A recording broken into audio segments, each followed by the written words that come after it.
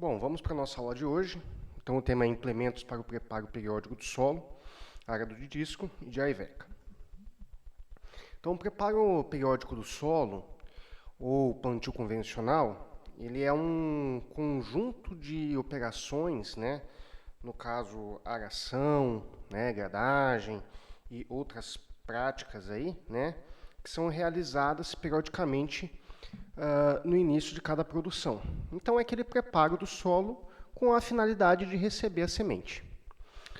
Hoje em dia, também é realizado o plantio direto no solo, sem a necessidade de se trabalhar com arado, grade, entre outros, né, outros implementos aí, tá? Então, mas de uma forma geral, podemos realizar o preparo periódico quando esse solo não oferece condições de ser feita a semeadura ou plantio direto, ok? Então, vamos falar um pouco sobre o arado.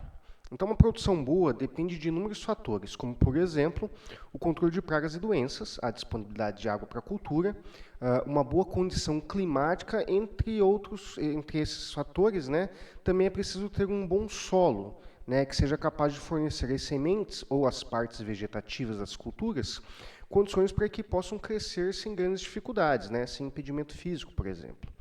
E é aí que entra o arado, né? Ele faz com que o solo seja fisicamente mais solto, o que permite que as raízes das plantas possam crescer sem dificuldades. Além disso, ajuda a melhorar as condições do solo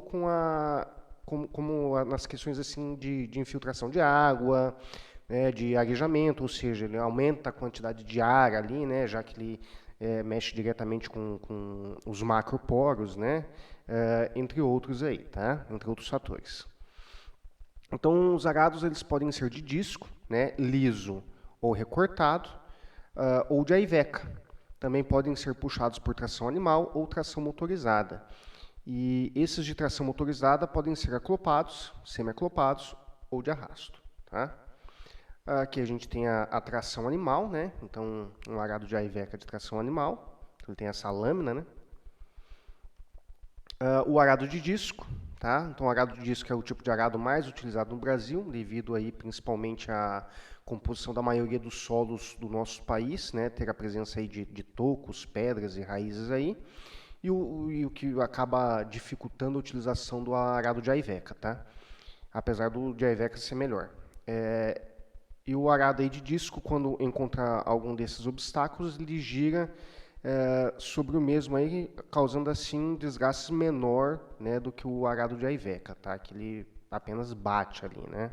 Ele não tem um órgão gigante, digamos assim. A operação de aração nada mais é do que uma inversão da camada feita da camada feita aí no solo, né? Na qual o arado corta uma fatia desse solo e eleva, né, e inverte essa camada. Então o solo fica com uma espécie de amontoado sobre os componentes do solo, que estavam em cima descem e o que estava embaixo vão para a superfície, tá? Então o arado tem como função descompactar o solo, revolvendo e permitindo um melhor arejamento ou, em outras palavras, né, a aeração deixa o solo mais fofo, mais macio, tá? Então com o arado, ó, ocorre a inversão da leiva, tá? Então o que está embaixo joga para cima, né? Ele tomba o solo, digamos assim, tá? O objetivo do arado de disco, melhorar a melhora de algumas características físicas do solo, né, a expansão volumétrica, então ele pega algo que estava mais compactado e ele tira essa compactação, né, fazendo com que então esse volume do solo seja maior, uma redução da densidade aparente, melhora da permeabilidade do solo, né, a água consegue infiltrar mais facilmente, aumento da porosidade, o solo fica com uma camada útil mais profunda, né, a região ali que as raízes vão estar explorando. Então, os objetivos da aração são facilmente entendidos quando se fala em melhorar as características físicas do solo. Isso se dá pelo simples fato de que quando o solo está descompactado, as raízes das plantas se desenvolvem melhor. Ocorre uma respiração maior do solo, a água infiltra bem no solo aí e é melhor absorvida. Então, o fato de deixar o solo com uma camada útil mais profunda, ele ocorre porque o arado pode descompactar, né, o solo até uma profundidade, né, e as raízes das plantas aí terão, por consequente, uma área maior para o seu desenvolvimento, né, e para estar buscando esses nutrientes do solo aí. Então, os efeitos da compactação aqui, né? Então, aqui a gente tem uma raiz que ela teve um desvio, né? Por conta ali de algum impedimento e fez com que ela teve esse desvio, tá? Então, pode causar deformidade, por exemplo, né, da raiz. Então, ela deixa de ter um padrão comercial e passa a ter um padrão ali que ele não é aceito comercialmente, né?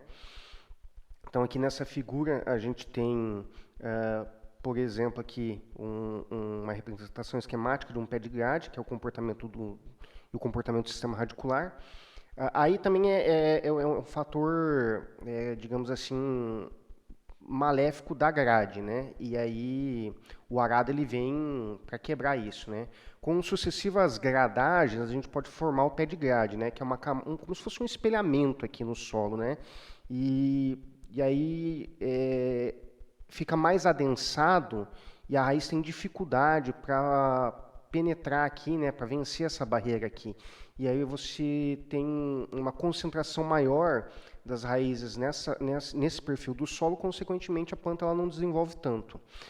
Quando a gente quebra esse pé de grade com uma aração, a raiz ela acaba se desenvolvendo mais, explorando mais o perfil do solo, buscando mais água, buscando mais nutriente, consequentemente a planta fica mais nutrida e se desenvolve mais, tá? Então é um dos benefícios aí da aração.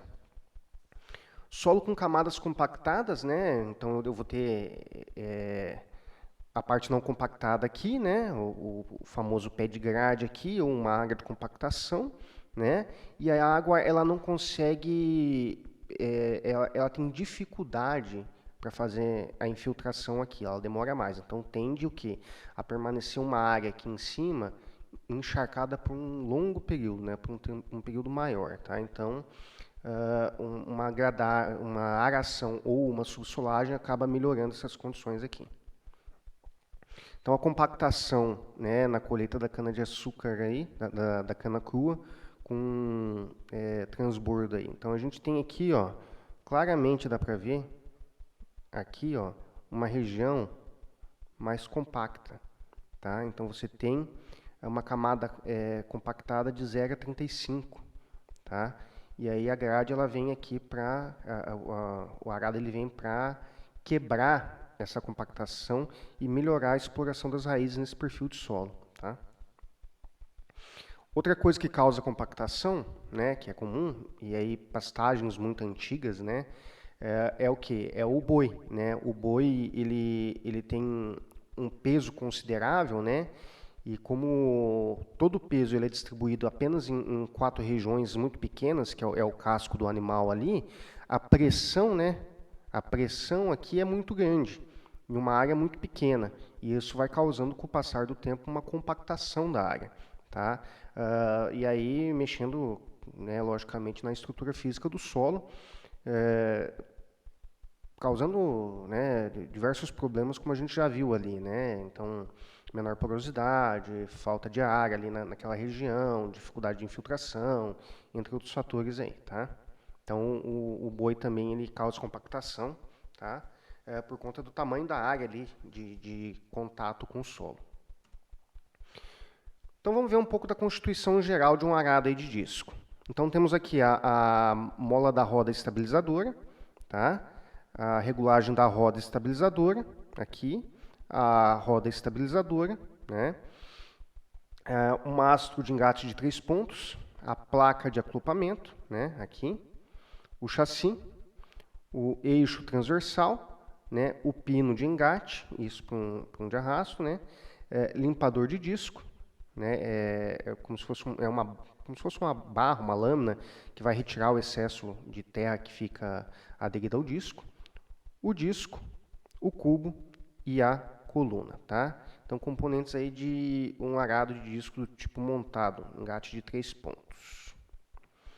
Então, o chassi, é um componente no qual todos os outros estão encaixados, ele é como o esqueleto, né, do arado. Então você tem o chassi aqui e todos os outros componentes do arado eles são montados nesse chassi. A coluna, tá? A coluna é a parte superior, né? A sua parte superior ela é presa no chassi e a parte inferior é presa no cubo dos discos, tá? O mastro ele é responsável por engatar aí o arado ao engate de 3 pontos do trator, tá? Então temos o mastro aqui, né?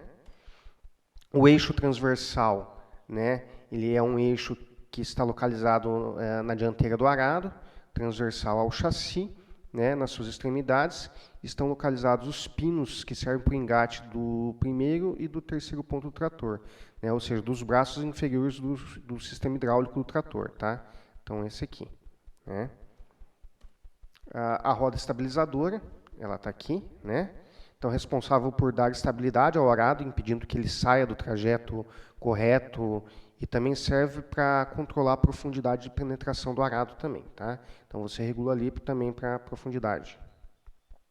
O disco, né, ele é um órgão rotativo, ou seja, o que realiza a função, né, do mesmo aí, do arado, tá? Ele tem outras funções também, né? Quem nunca comeu ali um arroz carreteiro no disco, né? Então o disco ele pode ser liso, né? São recomendados para trabalhos em solos mais arenosos, mais leves, ou para solos pesados, porém, neste caso, deve-se utilizar um disco de menor tamanho.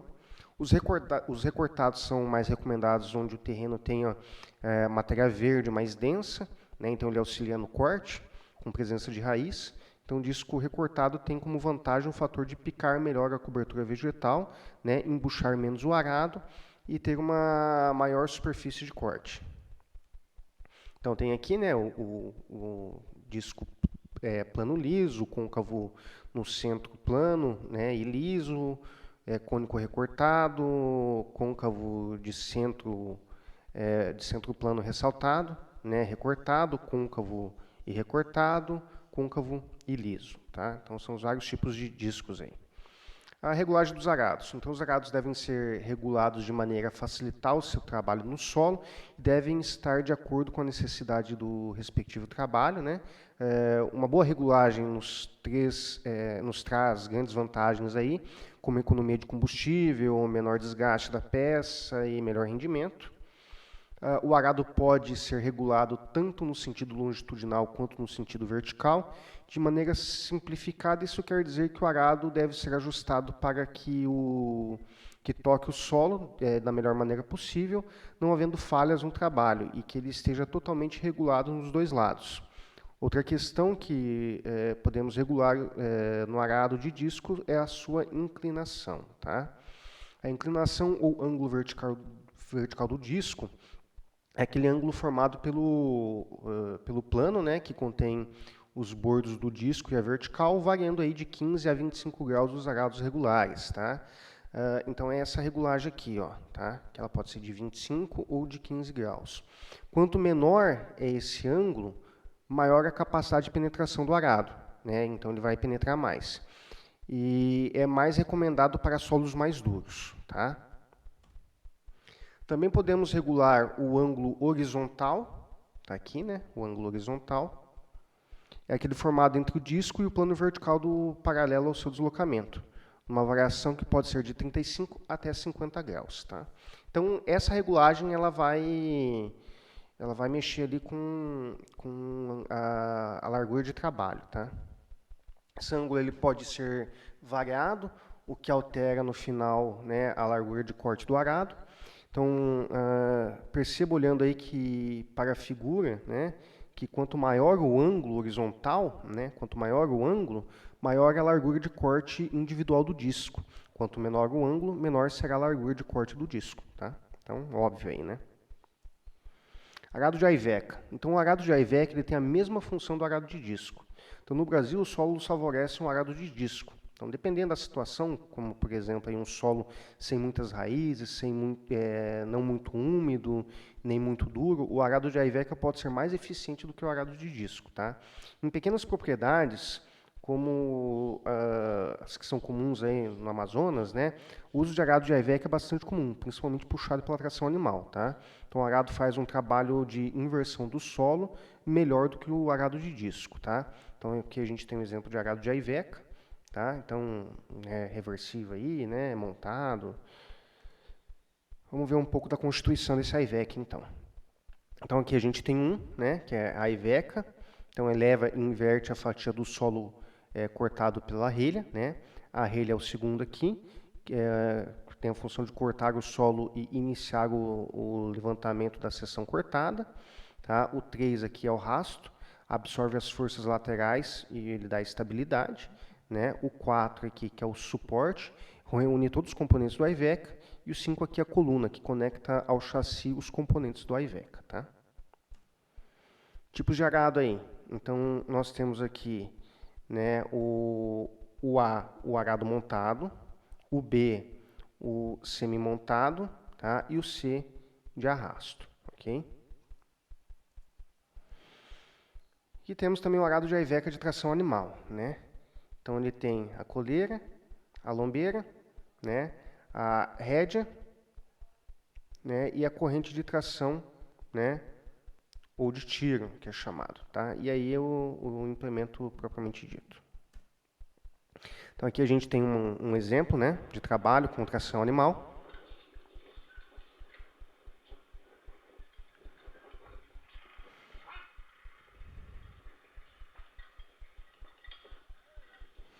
Percebam que, né,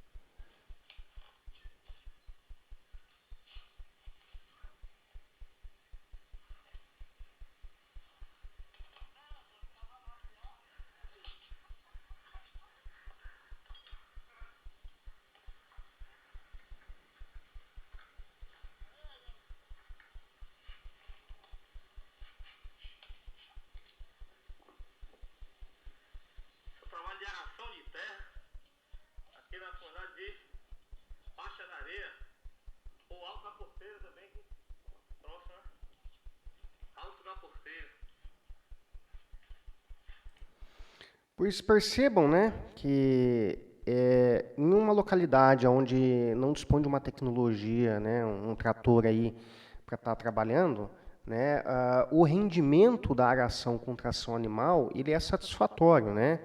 Então, como a gente viu ali no vídeo, né, 2 horas ali é o tanto que o pessoal já fez de serviço, né? Agora imagina você fazendo isso, né, com uma enxada, com um enxadão ali, né? O quanto tempo você não demoraria para estar revirando essa leira aí, né? Então, essa leiva. Então, é uma tecnologia que parece rudimentar, né? Mas que ela em uma situação de agricultura uma agricultura familiar, sem muito recurso, ela é uma tecnologia que ela auxilia muito o produtor, tá? Motivos para o arado de disco se tornar mais popular do que o de Iveca. Então, tem maior amplitude de trabalho, pode trabalhar em solos muito mais resistentes e mais compactos. Em solos que esses estão muito sujos, né, com presença de galho, resto de cultura, raiz, o arado de disco ele trabalha melhor. Em solos com muito barro, o Iveca não atua bem e o disco apresenta-se, nesse caso, bem melhor, né, ele consegue trabalhar melhor. A Iveca trava em solos com muito roços ou pedras, né, e o disco passa rolando, né, por cima, se não conseguir arrancar. E o arado de disco ele é mais durável do que a Iveca. Capacidade operacional do arado. A quantidade de trabalho que a máquina e implemento agrícola são capazes de executar por unidade de tempo denomina-se capacidade de trabalho, tá? Então a gente vai ver algumas terminologias para análise de sistemas aí mecanizados agrícolas. Então, capacidade de campo teórica, CCT, é a razão entre o desempenho da máquina, né, a área trabalhada, e o tempo efetivo, como se a mesma trabalhasse 100% do tempo na velocidade nominal, utilizando-se 100% da largura nominal, normalmente é expressa aí em hectares por hora, tá? Então, essa capacidade de campo teórica, ela vai ser a largura de trabalho em metros, vezes a velocidade de trabalho em quilômetros por hora, dividido por 10 vezes o número de passadas, tá? A capacidade de campo efetiva, então, é a razão entre o desempenho real, né, da máquina, da área trabalhada, e o tempo total, né, normalmente expresso em hectares por hora, tá? Como a gente sabe que é impossível trabalhar ali com 100%, né, então a gente precisa colocar essa eficiência de campo na fórmula, tá? Então, é a largura vezes a velocidade, dividido por 10 vezes o número de passadas, vezes a eficiência de campo decimal, ok? Capacidade efetiva de manipulação, tá? CMV, é a quantidade de material realmente manipulada ou processada pela máquina por uma unidade de tempo, geralmente expressa em toneladas por hectare, toneladas por hora, desculpa. Tempo total de campo, TTC, é a soma do tempo operacional efetivo com os tempos perdidos, tá? Então, o tempo operacional efetivo mais o tempo perdido, ok? Tempo operacional efetivo, né? É o tempo durante o qual a máquina está realmente desempenhando a função para a qual foi projetada, tá? A gente sabe que tem situações de manobras, ou recarga, dependendo do tipo de máquina que você está utilizando, que ela não está trabalhando efetivamente, fazendo o que ela foi projetada, né? Então, tem que descontar esses tempinhos aí. Tempos perdidos. Então, são as perdas de tempo que ocorrem durante o trabalho da máquina no campo, as quais podem ser consideradas esporádicas, como, por exemplo, perdas causadas por uma obstrução no campo, por um embuchamento, um ajuste ou um reparo em operação, uma parada para descanso, por aí vai, tá? Então, e também as periódicas, como manobras de cabeceira, abastecimento de depósitos de adubo e semente, abastecimento de tanques das máquinas aplicadoras de defensivo, descarga de produto colhido, reabastecimento de combustível, lubrificação, ou seja, todos aqueles tempos ali que a gente tem para realizar alguma operação no maquinário que é necessário devido à operação. O tempo gasto com deslocamento de ida e volta do campo também deve ser contabilizado, né? O acoplamento e desacoplamento, manutenção preventiva e corretiva, verificações diárias, né? Esse tempo ele não é incluído no cálculo perdido na determinação da eficiência, tá, de campo das máquinas agrícolas. Deve ser estimado para cada caso em particular, considerando a habilidade do operador e a distância entre o galpão da máquina e o campo. Então, ele não vai para o tempo efetivo ali, né? Porém, ele é contabilizado. Então, dessa forma, no momento da determinação da jornada de trabalho, deve-se considerar o tempo operacional de campo separadamente do tempo para a preparação da máquina, tá? Então, a eficiência de campo é a razão entre a capacidade de campo efetiva e a capacidade de campo teórica.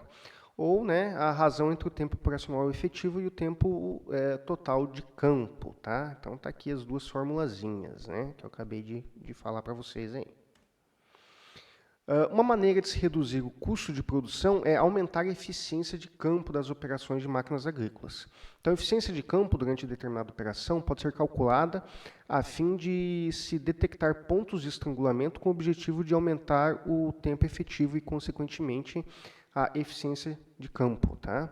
Então, na prática, para se determinar a capacidade de trabalho de uma máquina, basta verificar o número de hectares trabalhados num determinado período de tempo.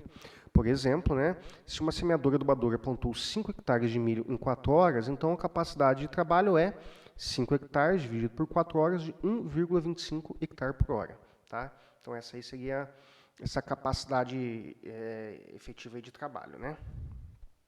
Considerando que esta máquina, né, de semeadura desenvolveu uma velocidade de trabalho de 5 km por hora e uma largura efetiva de 4 metros, ou seja, 4 linhas com espaçamento de 1 metro entre elas, a gente tem, então, né, 4 largura de trabalho, velocidade 5, dividido por 10, né, então 2 hectares por hora. Tá? Então, pegando aqui, para a gente saber a eficiência, né, então 1,25, que seria esse valor que a gente achou aqui, de capacidade efetiva, né, dividido por 2, tá, que a gente achou aqui nessa equação, multiplicado por 100, a gente chega numa eficiência ali de 62,5%, né, entre o teórico e o efetivo. Né. Devido às diferenças de trabalho de máquinas, velocidade de deslocamento, formato e tamanho dos campos, a habilidade de operador e por aí vai, é impossível dar números exatos para a eficiência de campo que se pode obter numa fazenda, tá? Fica bem complicado.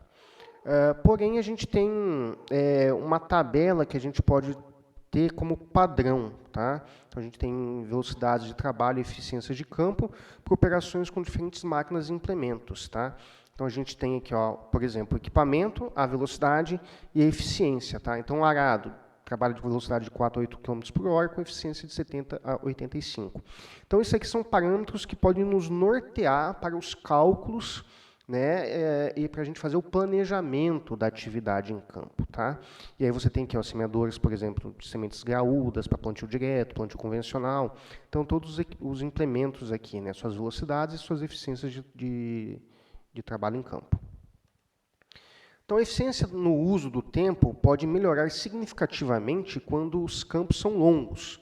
No entanto, medidas de conservação do solo, plantio em nível, por exemplo, são provavelmente os fatores aí mais importantes que influenciam na eficiência de tempo nos modelos de campo, uma vez que nem sempre a maior dimensão da área coincide com o melhor direcionamento das operações visando a conservação do solo. Então, muitas vezes, esses níveis, né, eles acabam dificultando um pouco a operação. Tá? E aí a gente tem que tentar, da melhor maneira possível, dimensioná-los para tornar as operações aí o mais eficiente possível. Quando as condições da cultura e do solo não são as melhores para a operação com máquinas, a velocidade de deslocamento ela deve ser diminuída. Tá? Matematicamente, essa condição irá melhorar a eficiência de campo, mas isso, logicamente, não é a condição desejável de operação para melhorar o rendimento operacional. Né? Então, melhora a eficiência, porém, né, o rendimento operacional ele não vai melhorar. Para selecionar máquinas agrícolas, a gente deve considerar 3 pontos. A área a ser mecanizada, a eficiência de campo e as velocidades de trabalho para as operações a serem executadas, o tempo de campo disponível para execução das operações, né? Então, isso em horas, né?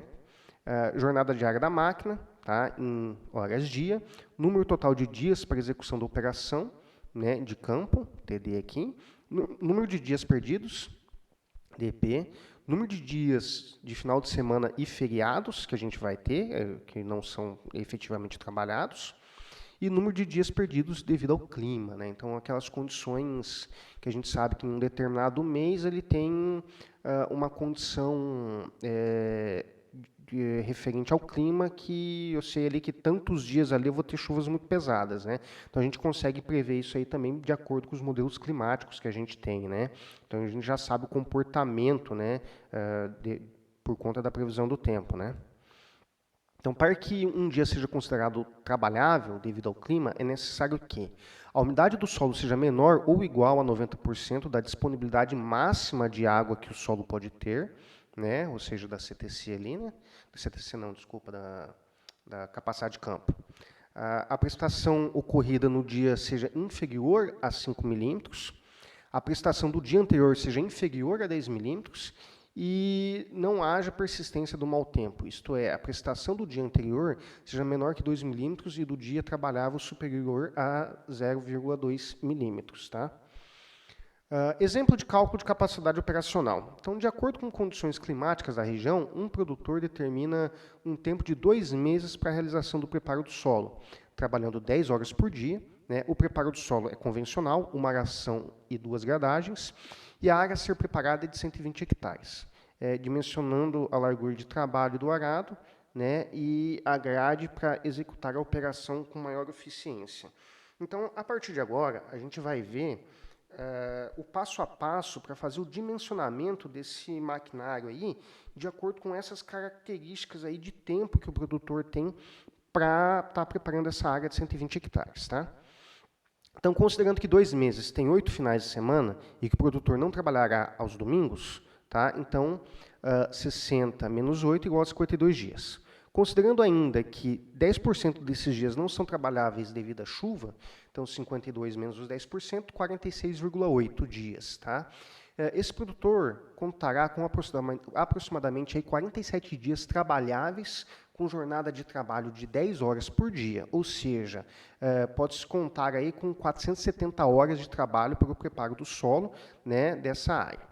Então, um índice prático para a divisão de tempo entre aração e gradagem é considerado 2/3 e 1/3 do tempo para essas operações, respectivamente. Então, 2/3 para a aração, 1/3 para a gradagem. Então, a aração, 470 horas, vezes 2/3, dá 313,3 horas. E a gradagem, 470 horas, vezes 1/3, aqui, 156,7 horas. Tá? Então, continha fácil aqui, né? Continha de padaria, digamos assim, né? Continha fácil, dá para vocês fazerem aí facinho. Então, para calcular a capacidade de campo efetiva para cada implemento, procede-se da seguinte forma. Tá? Então, a gente tem aqui, né, o cálculo da capacidade efetiva de trabalho aqui. Então, a área dividido pelo tempo de aração. Então, 120 hectares dividido por 113,3, eu tenho 0,38 hectares por hora. Tá? Isso para o arado. Para a grade niveladora, 120 hectares dividido por 156,7, né? Então, dá 0,77 hectares por hora. Tá? Então, como eu tenho a fórmula aqui, né, eu já tenho esse valor, eu vou conseguir descobrir outras coisas. Vamos ver aqui a sequência do cálculo. Conforme a tabela 1, a gente pode utilizar ali, né, a tabela das eficiências, né, a velocidade de trabalho de 5 hectares com eficiência de 75%. Grade niveladora, velocidade de trabalho de 8 km por hora, né, 5 km por hora e 8 km por hora, com eficiência de 80%. Tá? Então, eu vou jogar aqui, né, os valores de 0,38 aqui, né, para o arado, que a gente acabou de achar aqui. Né? A largura de trabalho eu não sei, a velocidade eu tenho, o número de passadas é 1, tá? E a eficiência é 0,75. O valor aqui de 10 é da fórmula. Desculpa aí o barulho, gente, é um motoqueiro aqui na rua. Então, calculando isso, tá? Eu vou isolar o meu L aqui, eu vou chegar no valor de largura de trabalho para o arado de 1 metro.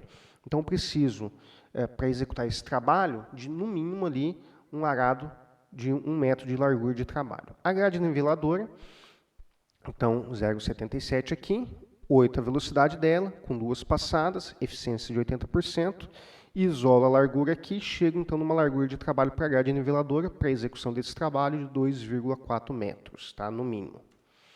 Em resumo, o preparo da área de 120 hectares será realizado em 2 meses, se for usado um arado de 1 metro de largura de trabalho, um arado de 3 discos, na velocidade de 5 km por hora, com eficiência de campo de 75%, e da grade niveladora de 2,4 metros de largura de trabalho, com 28 discos, né, a 8 km por hora, com eficiência de campo de 80%.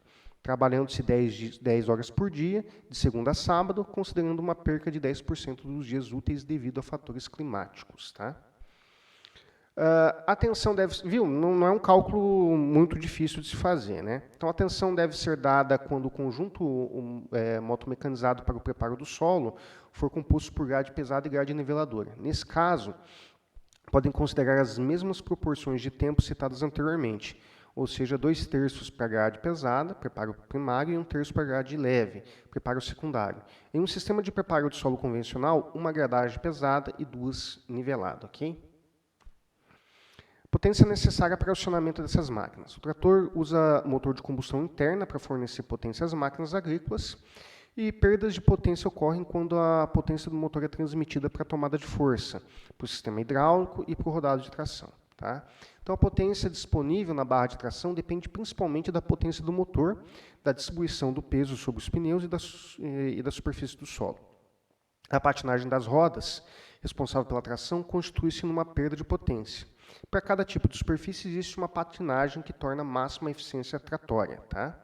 Então, superfícies mais soltas, como, por exemplo, os solos arenosos, permitem uma patinagem maior para a eficiência tratória seja máxima. No entanto, preconiza-se que, de uma forma geral, a patinagem deve estar numa faixa de 10% a 14%. Tá? Então, a força de tração necessária é o principal fator a ser considerado para o cálculo da potência nominal que o trator deve ter, né, no motor para acionar um determinado implemento. Tá? Então, a demanda de força de tração dos implementos, né, então o arado de disco ou de Iveca, a força por unidade diária, né, que é o PA, força por unidade diária, da seção transversal da leiva em newtons por centímetro quadrado. Tá? Então, aí a velocidade é o V aqui, né? E ela é dada em quilômetros por hora. Tá? Então, para a areia siltosa, essa força por unidade diária ela vai ser 7 mais 0,049 vezes a velocidade ao quadrado. Para um solo silt arenoso, então essa força por unidade é 3 mais 0,032 vezes a velocidade ao quadrado. Para um fango arenoso, 2,8 mais 0,013 vezes a velocidade ao quadrado. Para um arenoso, 2 mais 0,013 vezes a velocidade ao quadrado. Tá? Então, essas são as fórmulas aqui para a força de tração, né, por unidade diária, para os diferentes tipos de solo. Então, essa força de tração, né, então a gente tem aqui uma formulazinha bem bacana, que vai ser essa força por unidade diária, dividido por 10, vezes a profundidade de trabalho, vezes a largura do implemento. Tá? Então, vai dar o valor da força de tração. Então, calculo primeiro a força por unidade diária para ter a força de tração, considerando a profundidade e a largura do implemento. Tá? Grades de disco, força de tração, tá? Em newton, para qualquer velocidade, as profundidades nominais, né, onde m é a massa em quilo. Tá? Então, vou ter aqui, para solo argiloso, 14,7 vezes a massa, franco siltoso, 11,7 vezes a massa, franco arenoso, 7,8 vezes a massa. Tá? E aí, a força de tração, então, vai ser o valor desse P, dessa força de tração, dividido por 10, ok? Semeadoras, força de tração. Isso dado em newton por linha, tá? Isso para cada linha.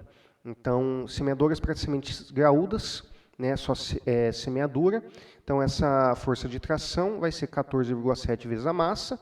Para adubadoras de sementes graúdas, 11,7 vezes a massa. E para semeadora, adubadora de sementes miúdas, 7,8 vezes a massa. Tá? E aí, eu vou pegar o valor, né, dessa força de tração, né, aqui eu esqueci de colocar o L, mas é PL, tá? O P também, tanto faz, pode ser só P, não muda. O que importa é saber que é a força de tração, né?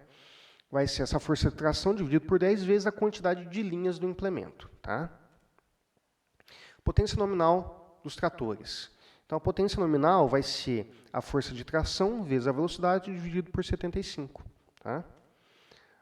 Devido aos fatores aí de perda de potência, como o atrito dos sistemas de transmissão, a patinagem de rodas motoras, a resistência ao rolamento, além de reserva de potência, pode-se considerar de forma prática que os tratores agrícolas de pneu desenvolvem na barra de tração somente 50% da potência nominal do motor. Tá? Então, né, a potência do motor vai ser a potência na barra de tração dividido por 0,5%, tá? Então, ou, né, essa potência vezes 2. Um exemplo aqui, tá? Levando-se em conta o arado de disco e a grade niveladora selecionados no exemplo anterior, que a gente calculou ali atrás, calcula-se, para calcular e selecionar o trator necessário para tracionar esses dois implementos de preparo do solo, considerando um solo de textura argilosa. Então, o arado de disco, a gente tem uma largura de trabalho de 1 metro, profundidade de 20 centímetros, velocidade de 5 km por hora. A grade niveladora de 28 discos, com largura de trabalho de 2,4 metros, profundidade de 9 centímetros, velocidade de trabalho de 8 km por hora, e a massa do implemento de 758 kg. Tá? Então, vamos para o cálculo da força de tração. Tá? Para a textura argilosa, força por unidade de área, então 7 mais 0,049 vezes a velocidade ao quadrado. Tá? Então, coloco a velocidade ao quadrado aqui, 5 ao quadrado, né? Então, resolvo aqui, resolvo a multiplicação, depois eu somo. Então, dá 8,23 newtons por centímetro quadrado, tá? Para a força de tração, pego esse valor ali, né? Então, substituo na fórmula. Então, 8,23 dividido por 10, vezes a profundidade, que é os 20 centímetros, vezes a largura, que é 100 centímetros. Então, observem que eu passei 1 metro para centímetros, tá? Sempre trabalhar com as mesmas unidades, já que aqui eu estou trabalhando com newton por centímetro, profundidade em centímetro, largura por centímetro, tá? Então, vou chegar numa força de tração de 1.646 kgf, tá? Então, vou pegar essa força de tração, né? Aí eu tenho a velocidade aqui, tá? Então, 5 km por hora, divido por 3,6, né, os 3.600 segundos ali da hora, para transformar também, né, de km por hora para metro por segundo, divido por 75, trabalhar com as mesmas unidades, né? Então, vou ter 30,5 CV, tá? Dividido isso por 0,5, 61 CV. Tá? Então, para o arado, eu preciso de pelo menos, né, para aquela condição, de um trator de 61 cavalos para puxar ele. A grade, né, então, eu vou pegar ali a força de tração dela, vou calcular lá, então dá 1.114 kgf, então pego ali os 8 km por hora, divido ali também, né, então, os 3,6, divido para transformar ali para metro por segundo, né, divido pelo 75 da fórmula, dá 33 CVs. Dividido por 0,5 aqui, né, para a potência do motor, então dá 66 CVs. Tá? Então, conclui-se que um trator de 65 a 70 cavalos seria suficiente para tracionar o arado de disco e a grade niveladora descritos anteriormente na condição mencionada. Tá? Então, observem que o cálculo ele não é difícil, né? Basta eu me atentar que eu preciso transformar aqui, ó, a velocidade de km por hora para metro por segundo, tá? Então, basta ali dividir por 3,6, ok? Custo operacional de máquinas agrícolas. Então, os custos com máquinas agrícolas são normalmente divididos em dois componentes principais, custo fixo e custo variável. Tá? E o custo, né, operacional, então, é a somatória desse custo fixo com o custo variável. O custo fixo são aqueles que devem ser debitados, independente, né, da máquina ser usada ou não. Daí o fato de ser também chamado de custo de propriedade. Nesse particular, é necessário ponderar que, a partir do momento em que foi adquirido um trator ou qualquer outra máquina agrícola, ela passa a onerar o proprietário, mesmo que ela seja mantida inativa no galpão de máquinas. Então, você vai ter um custo com a manutenção dela, com seguro, tá? Que são custos fixos, tá? Não tem como fugir deles. Então, a forma de remover esse ônus é utilizar o trator ou o implemento maquinário o maior número de horas por ano possível, reduzindo o quanto possível o tempo ocioso. Ou seja, esse implemento, esse trator tem que trabalhar para se pagar. Entre os custos fixos são incluídos a depreciação, juros, alojamento e seguro. Tá? Então, custo fixo aqui, ó, depreciação, juros, alojamento e seguro. A depreciação é a parcela da depreciação que é inclusa nos gastos fixos, né? Representa, em última análise, a constituição de um fundo de reserva para a aquisição de uma nova máquina nova, do mesmo tipo, potência e peso, etc., né? Então, a depreciação se refere à desvalorização da máquina em função do tempo, seja ela utilizada ou não. Se uma máquina for pouco utilizada durante o ano, sua depreciação corre principalmente devido à obsolescência, né? E se for muito intensamente utilizada, a depreciação se dará devido ao desgaste. A diferença é que no segundo caso, né, no caso do desgaste, a máquina proporcionou um retorno por meio de serviço, né, prestado para quem comprou ela. A depreciação de uma máquina não é conhecida com precisão, enquanto ela não for vendida, pois apenas nessa ocasião se terá certeza do seu valor real, né, de mercado. Então, por esse motivo, a depreciação é estimada por meio de diversos métodos, né? Então, o método da linha reta, do salto decrescente, da soma de dígitos, da depreciação dedutível e por aí vai. O método da linha reta é o mais simples de ser usado, resultando numa depreciação anual constante da máquina durante a sua vida útil. Os demais métodos são indicados para a determinação de valor de mercado das máquinas usadas. O método da linha reta, então o valor de sucata é arbitrado em 10% do preço inicial da máquina e o valor da máquina é depreciado do valor constante dado por. Né? Então a depreciação, né, em reais por hora aí vai ser igual ao preço de aquisição da máquina menos o valor de sucata, que é o 0,1 vezes o preço de aquisição dela, dividido pela vida útil em horas, ok? Então, a vida útil ou econômica da máquina varia muito em função do tipo de máquina utilizado e da sua manutenção. Na falta de estatísticas bem detalhadas para a estimativa da vida útil de máquinas agrícolas, pode-se utilizar valores tabelados como uma indicação aproximada. Tá? Então, vou pegar aqui uns 2 exemplos, só para a gente não se delongar muito. Então, tratores, vida útil 10.000 horas, vida útil em anos 10 anos, uso por ano, né, no caso aí, 1.000 horas por ano. Tá? Arados, vida útil de 2.000 horas, mais ou menos aí 5 anos, né, e uso de horas aí 400 horas por ano. Tá? Então, a gente pode seguir essa tabela para fazer um cálculo aproximado. Okay? A gente sabe que muitas vezes um trator vai durar mais do que 10 anos, dependendo de como você vai cuidar, né? Ou seja, a vida útil ela está muito atrelada também à maneira como você cuida do teu implemento, do teu equipamento. Juros.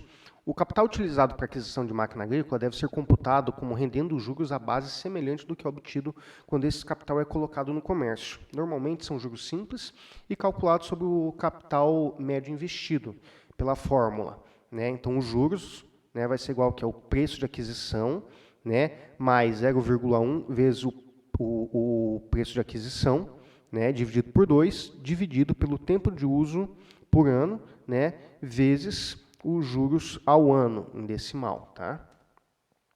Alojamento seguro. Então, se a máquina for mantida sob abrigo, quando estiver fora de uso, certamente sua vida útil será maior, dada a possibilidade de se executar reparos em qualquer condição climática e também pela maior proteção das intempéries aí, né? Então, a gente sabe que um maquinário em chuva e sol, ele desgasta mais rápido, né? No Brasil, não é muito comum fazer seguro de máquinas agrícolas. Esse fato pode levar à falsa impressão de que não é necessário calcular o custo desses juros. Não se pode esquecer, porém, que se o proprietário não repassa o custo de seguro a uma seguradora, este é bancado pelo mesmo, pois o risco de acidente ou perda sempre existe.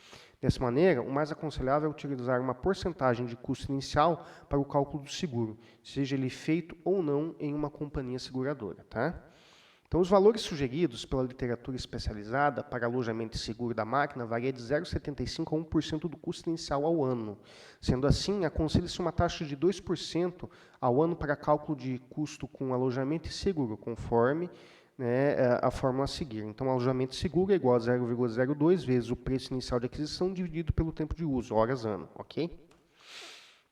Custo variável. Os custos variáveis ou operacionais são aqueles que dependem da quantidade de uso que se faz da máquina e são constituídos por combustível, lubrificante, reparo e manutenção e salário do tratorista. Tá? Então, aqui é o custo variável. Né? Combustível. Combustíveis são usados principalmente para o acionamento dos motores de trator e de colheitadeiras autopropelidas.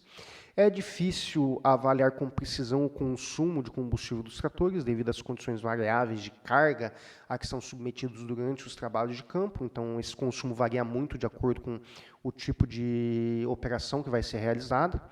Entretanto, quando não se tem informações seguras do fabricante do trator, várias literaturas citam que o consumo de combustível, de óleo diesel, fica em torno de 0,25 a 0,3 litros por hora para cada CV de potência exigida na barra de tração. Tá? Então, é um cálculo assim, para ter uma estimativa. Portanto, o custo por hora gasto com combustível pode ser calculado por meio da fórmula. Custo combustível é igual a 0,25 vezes a potência na barra de tração vezes o preço do combustível. Tá? Lubrificantes. A quantidade de lubrificante gasto por hora depende do tipo e da potência do trator e pode ser obtido no manual do proprietário e na planilha de manutenção proposta pelo fabricante, determinando a capacidade dos reservatórios aí de lubrificantes e a periodicidade em horas que devem ser substituídos. Tá? Normalmente, o período de substituição ocorre conforme o exposto a seguir. Óleo do motor, 200 horas. Óleo da caixa de câmbio diferencial, 750 horas. Óleo de redução final, 750 horas. Óleo hidráulico, 750 mil horas. Óleo da caixa de direção, 500 horas. Tá? Consumo de graxa. O consumo real da graxa só será conhecido realmente com a experiência no decorrer do tempo. Entretanto, a gente pode estimá-lo conforme o apresentado. Tá? Então, 0,5 kg por 10 horas para trator e 0,3 kg para 10 horas para implemento. Ok? Reparo e manutenção. Dentre as despesas de manutenção que devem ser computadas para o cálculo de custo de operação de máquinas agrícolas, encontram-se aqueles realizados para manutenção preventiva e corretiva. Na manutenção preventiva, deve-se computar os gastos com componentes trocados em intervalos regulares, tais como filtro de ar, filtro de óleo, lubrificantes, filtro de combustível, correia de polias e por aí vai. A manutenção corretiva é bem mais difícil de ser estimada, uma vez que depende de fatores de difícil controle, como a habilidade do operador, as condições do terreno, né, entre outros fatores. Em face dessas dificuldades, deve-se conduzir estudos detalhados sobre a manutenção de máquinas agrícolas de forma a fornecer tabelas que permitam o cálculo desses custos, até mesmo antes da aquisição dessas máquinas, né, quando necessárias. Tá? Então, parâmetros para cálculos aí de custos de reparo e manutenção de máquinas agrícolas. Isso é, lógico, uma estimativa. Tá? Então, gasto total com reparos em porcentagem, né, do preço de aquisição. Então, para trator, 100%. Arado 60, grades 50, escarificador 60, subsolador 60, né, enxadas rotativas 80, ou seja, a gente tem aqui, né, uma estimativa do valor gasto com reparo de acordo com o preço de aquisição. Tá?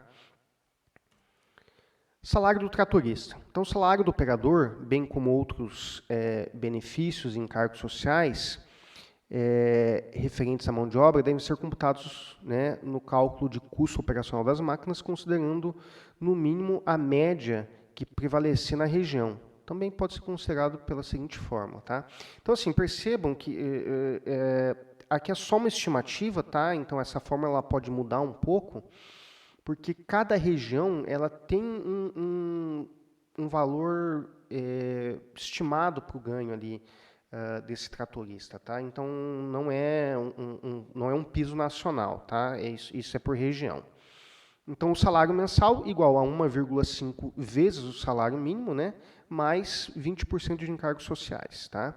Esse salário mínimo e meio aqui, ele é variável, porque tem tratorista aí que, dependendo da região, ganha bem mais, tá? Então aí você vai ter também, né, o salário do tratorista, então o salário mensal vezes 13, né? É dividido pela hora de uso por ano. Tá? Então, o cálculo do custo operacional de um conjunto motomecanizado é importante não só para a tomada de decisão do momento da seleção dessa máquina, mas também para a comparação com os preços de hora maquinária praticados na região, dando subsídio do momento da decisão de comprar ou alugar algum equipamento para realizar uma determinada operação. Tá?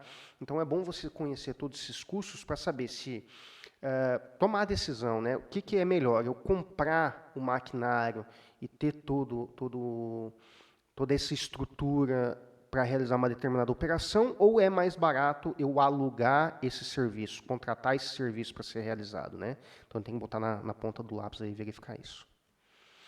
Pessoal, obrigado por enquanto, tá? Até mais. Se cuidem.